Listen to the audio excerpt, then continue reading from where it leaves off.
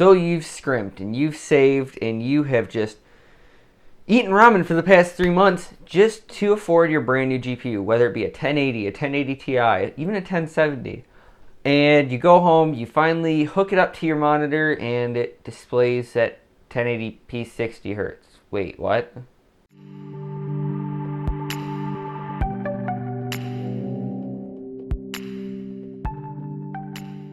So as I'm sure you guys can tell from that intro, today's video is about the importance of not only having a kick-ass tower, but also having a monitor that can display that power that you're throwing at it.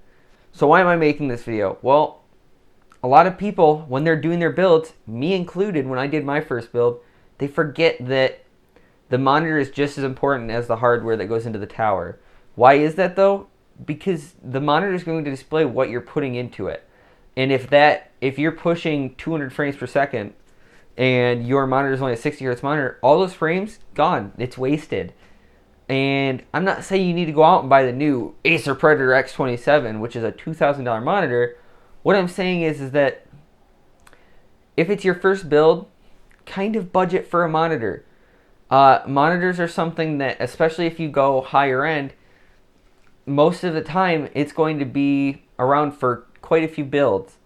Me, for example, I bought my Acer Predator. It's a 1440p monitor, it's 144 hertz, and I'm still with a 1070 at 1440p. Can only push that monitor in most games at about 100 frames per second if I'm lucky. And that leaves me room to, when I'm looking to upgrade right now to either a 1080 or 1080 Ti, that gives me that headroom that I'm not worried about capping out my monitor. And if I went with a lower end monitor, that's what I'd be looking at right now. There would be no point. But on the opposite side, I'm also not saying you should take $700 out of your $1,500 build budget and go buy a Predator. I'm just saying that when you're ordering your hardware, you need to keep your monitor in mind. If you're buying a 1080 Ti and you're 1080p 60 hertz, you might want to rethink where you're spending that money at. Now, is that extra money you're putting into the panel worth it? In my opinion, yeah. Because a lot of the time, like I said, a panel like this that is a higher end panel technology is always ahead of where the processing power that's able to push it is. For example, when 4K first came out, there was nothing that could push 4K at 60 FPS without being SLI'd or, yeah, pretty much top end hardware. And now, I mean, you can even, 1070 can even do some 4K. But that's how it's always traditionally been. We get the panels that have this amazing resolution, have these amazing refresh rates, and then the hardware follows suit to be able to push that. And then by the time that the hardware catches up with that, there's new panel technology that is light years ahead of where we're able to push it again. But that's why panels are great. That's why if you buy a monitor like this, you're not going to be replacing it every year like your GPU. GPUs, there's always, you buy the fastest GPU and then the next year, so my 1070, when the next series of NVIDIA cards come out and the 70 SKU comes out, I guarantee you it'll be a pretty big bump over my 1070. And that's usually how it is, and it sucks, but luckily you don't always get that with monitors.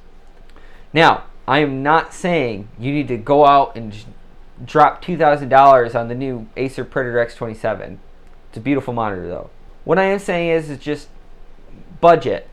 Make sure that you're not buying $700 graphics card to put up against a $150 monitor that you got from Costco. And the problem is, especially nowadays, we're getting GPUs that a $350 GPU or a $400 GPU, like the 1070, can push a really expensive monitor like this, not to 144 hertz, but up to about 100. Personally, I've always liked the analogy that having a powerful tower and a crappy monitor to go with it is like having a powerful sports car like a Lamborghini and then having a windshield that you can't see through. Well, what's the point of having that power if you can't push it? If you can't use that power, there's no point. In me being a PC enthusiast, it's weird for me to say that because a lot of the times PC enthusiasts, we're going to go above and beyond what we actually need, but I at least want to see that stuff that I don't need, like benchmarks and stuff. I understand that I like running benchmarks. I like seeing the higher numbers. but also in games, I like being able to use that power. I like being able to see that resolution.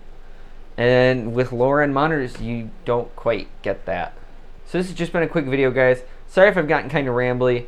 I just want to tell you guys about monitors and kind of why, in my opinion, you should budget for a monitor that is going to support the rig you are pushing it with. So if you enjoyed the video, you guys, make sure you hit the like button. Tell your friends about the channel. Let's get some more community going on here. It's growing every day. We're getting about a sub every couple days. I mean, that's amazing. I am so excited about that growth. Views are going up. Average view duration is going up. I'm sure this doesn't all matter to you guys, but it means that my content is not only reaching more people and attracting more people to the channel, but it's also interesting you guys more, and that's what I like. Average view duration is almost more important to me than views, just so I know that I'm not putting out content that someone clicks on, they watch for 20 seconds, and they're gone. So I watch those analytics very closely, so I know that if I'm doing something right, it's getting your guys' attention.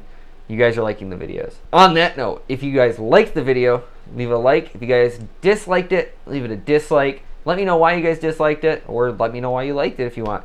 If you guys have any suggestions for future content, leave a comment down below, and I'll get back to you. I'm very social. I make sure to answer all comments. Even if they're not so positive, I do get back to you guys.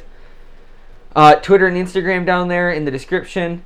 Also, my Amazon affiliate link. Make sure you guys use that as your bookmark. Helps out the channel. Already gotten quite a few clicks on that.